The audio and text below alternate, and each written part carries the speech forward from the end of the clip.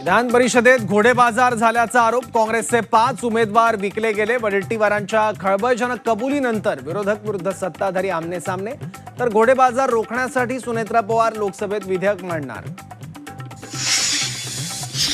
पुण्यातील माघारीवरून महाविकास आघाडीत रणकंदन सुरू, चर्चा करून माघार घेतल्याचा सुप्रिया सुळेंचा दावा काँग्रेसनं फेटाळला। राज्यसभेच्या उमेदवारीचा निर्णय लवकरच होईल। राज्यसभेच्या जागेबाबत सुनेत्रा पवारांचं विधान, तर अनेकांच्या नावाच्या चर्चा होत असतात। भुजबळांवरील प्रश्नावर सुनेत्रा पवारांची प्रतिक्रिया।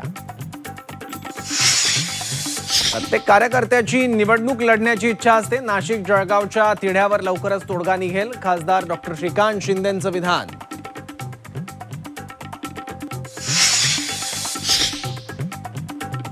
अजित पवारांच्या राष्ट्रवादीनं भाजपची साथ सोडल्यास सोबत येण्याचा विचार करू, राष्ट्रवादी विलीनीकरणावर रोहित पवारांचं पुन्हा भाष्य।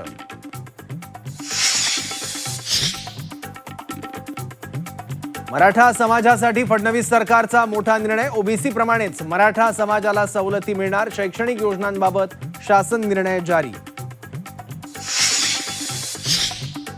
एमपीएससी गुणवंतांसाठी शासनाचा निपुण सेतू उपक्रम, अंतिम निवडीपासून वंचित राहिलेल्या गुणवंत उमेदवारांचा डेटा पोर्टलवर उपलब्ध होणार, शासकीय महामंडळांना कुशल मनुष्यबळ मिळणार।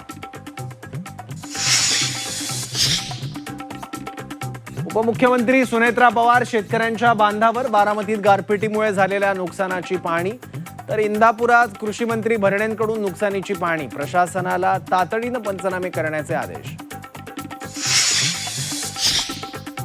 सलून व्यवसायाला महागाईचा फटका, केस कटिंग दाढी करण्यासाठी आता अधिक पैसे मोजावे लागणार, सलून सेवा दरात 20% वाढ।